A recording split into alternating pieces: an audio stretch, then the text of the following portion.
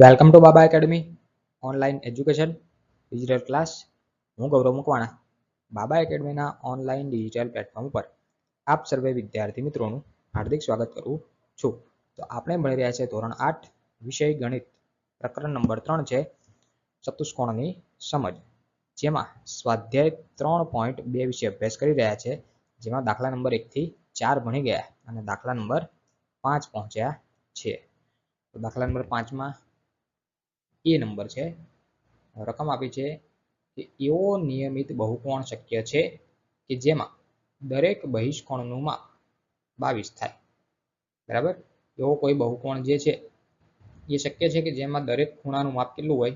22 હોય. તો ખૂણાનું માપ અહીંયા તમને આપ્યું છે, બરાબર, પણ આવું હોય કે ના હોય એ ચેક કરવાનું છે. તો અહીંયા જવાબમાં આપણે લખી શકીએ કે બહિષ્કોણનું માપ, બરાબર. હવે જે 22 આપે છે એના વડે હું 360 ભાગ્યા 22 કરું અને જો પૂર્ણ સંખ્યા જવાબમાં મળે, પોઈન્ટ વગરની સંખ્યા મળે, તો આપણે કહી શકીએ કે ખૂણો હશે, બહિષ્કોણનું માપ હશે. કારણ કે કોઈ પણ ખૂણો હોય એ કેવો હોય? પૂર્ણ સંખ્યામાં હોય. કંઈ 5.10 એવો કોઈ ખૂણો ના હોય, 20.25 આવો કોઈ પોઈન્ટમાં ખૂણો હોય ને પૂર્ણ સંખ્યા હોય. તો આ બંનેનો આપણે ભાગાકાર કરીએ તો પહેલી વાત તો પૂર્ણ સંખ્યા મળે નહીં. જોઈ લઈએ બહિષ્કોણનું માપ બરાબર, આ બંનેનો હું ભાગાકાર કરું 360 ભાગ્યા 22 તો 16.36 આવું મળે. બરાબર, જે શક્ય નથી. કોઈ ખૂણાનું માપ પોઈન્ટની અંદર હોય નહીં. તો આવું જે 22 માપ આપ્યું છે એ શક્ય નથી. તો આ 36 પોઈન્ટ એવો કંઈ જવાબ નથી હો કે તમારી બુકની પાછળ તમે જોવા જાવ તો કે સાહેબ જવાબ નથી આવતો. જવાબ લિખિત સ્વરૂપે છે. શું હોઈ શકે કે ના હોઈ શકે? તો ના હોઈ શકે. તો ખાલી લખવાનું ના લખીને એવું લખી શકો કે એવો નિયમિત બહુકોણ શક્ય નથી કે જેના બહુકોણનું માપ 22 થાય. બરાબર, કેમ ના થાય? તો કારણ કે કોઈ પણ બાજુનું માપ પૂર્ણ સંખ્યા હોય, કોઈ પણ બાજુનું માપ હોય અથવા તો ખૂણાનું માપ હોય એ કેવું હોય? પૂર્ણ સંખ્યા હોય, એટલા માટે આ થાય નહીં. બરાબર, તો આ થયો દાખલા નંબર 5 નો એ. હવે જોઈએ બી નંબર. બી નંબરમાં શું આપ્યું કે શું આ માપ નિયમિત બહુકોણનું અંતઃકોણનું હોઈ શકે અને કેમ? બરાબર, હવે જે માપ આપ્યું છે 22 એનું એ માપ જે છે એ અંતઃકોણનું હોઈ શકે.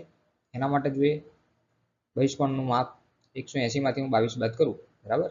180 એટલે અંતઃકોણ મારે શોધવું હોય તો 180 છે, એમાંથી જે ખૂણો આપે છે એ બાદ કરો તો તમને અંતઃકોણ મળે. બરાબર, અહીંયા સોરી લખવાનું રહી ગયું, બહિષ્કોણની જગ્યાએ અંતઃકોણ લખી શકાય. શું લખાય? અંતઃકોણ. બરાબર, અહીંયા ટાઈપિંગ મિસ્ટેક છે, બહુકોણની જગ્યાએ અંતઃકોણ તમારે લખવાનું રહેશે.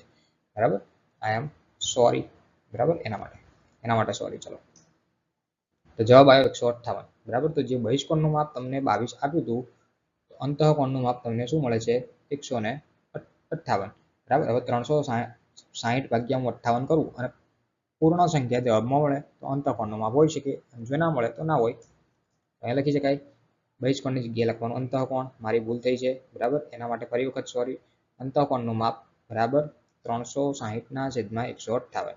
બરાબર, હવે આ બંનેનો ભાગાકાર કરું તો પોઈન્ટમાં જવાબ મળે. બરાબર, બહિષ્કોણની જગ્યાએ અંતઃકોણ, બરાબર, 2.2784 અનંત સુધી કંઈક ને કંઈક આડી અવળી સંખ્યા મળશે. બરાબર, તો પોઈન્ટમાં કોઈ દિવસ ખૂણો હોય નહીં. તો અહીંયા લખી શકાય, પૂછ્યું છે ને કે કેમ ના હોય? બરાબર, તો અહીંયા લખી શકાય કે અહીં ના આપ્યું. બરાબર, ના, આ માપ નિયમિત બહુકોણના અંતઃકોણનું પણ માપ હોઈ શકે નહીં. કારણ કે કોઈ પણ બાજુ કે ખૂણો હોય એ પૂર્ણ સંખ્યા દર્શાવે. કેવી સંખ્યા દર્શાવે? પૂર્ણ સંખ્યા દર્શાવે, એટલા માટે આ હોઈ શકે નહીં. આ દાખલા નંબર 5 નો એ અને બી હતો. બરાબર, જોઈએ નેક્સ્ટ દાખલો, દાખલા નંબર 6. દાખલા નંબર 6 માં રકમ આપી છે, એમાં પણ એ બી આ રીતે છે સેમ. રકમ આપી કે નિયમિત બહુકોણમાં અંતઃકોણનું ઓછામાં ઓછું કેટલું માપ હોઈ શકે? બરાબર, નિયમિત બહુકોણ આપ્યો હોય એમાં અંતઃકોણનું ઓછામાં ઓછું કેટલું માપ હોઈ શકે? તો અહીંયા લખી શકાય કે નિયમિત બહુકોણમાં અંતઃકોણનું ઓછામાં ઓછું 60 માપ હોઈ શકે, એનાથી ઓછું એકેય માપ હોય નહીં. બરાબર, ઉદાહરણ આપીએ. ઉદાહરણ તરીકે સમબાજુ ત્રિકોણ જે છે એને 3 બાજુ હોય, બરાબર, જે નિયમિત બહુકોણ કહેવાય. સમબાજુ ત્રિકોણ ત્રણેય બાજુ સરખી આ રીતે હોય.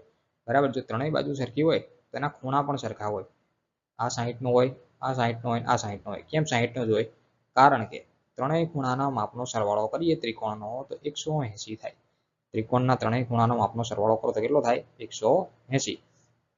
બરાબર, તો 60 ગુણ્યા 60 વત્તા 60 વત્તા 60 3 વખત કરો તો 180 થઈ જાય. તો નાનામાં નાનું માપ કેટલું હોય?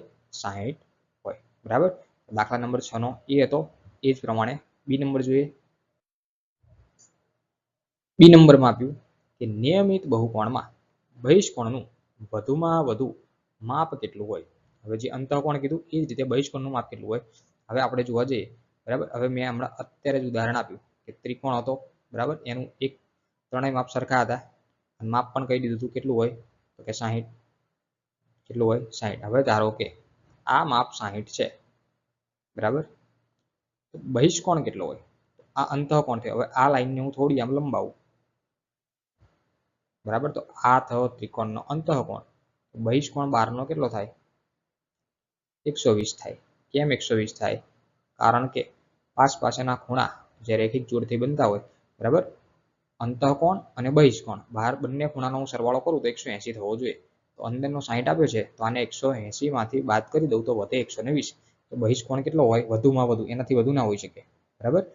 તો વધુમાં વધુ કેટલો હોય? 120 હોય બરાબર. અહીંયા લખ્યું છે કે નિયમિત બહુકોણમાં બહિષ્કોણનું વધુમાં વધુ માપ કેટલું હોય? 120 હોય છે બરાબર. તો અહીંયા દાખલા નંબર 5 અને દાખલા નંબર 6 કમ્પ્લીટ અને આ સ્વાધ્યાય 3.2 પણ કમ્પ્લીટ બરાબર. તો અહીંયા રાખીએ છીએ.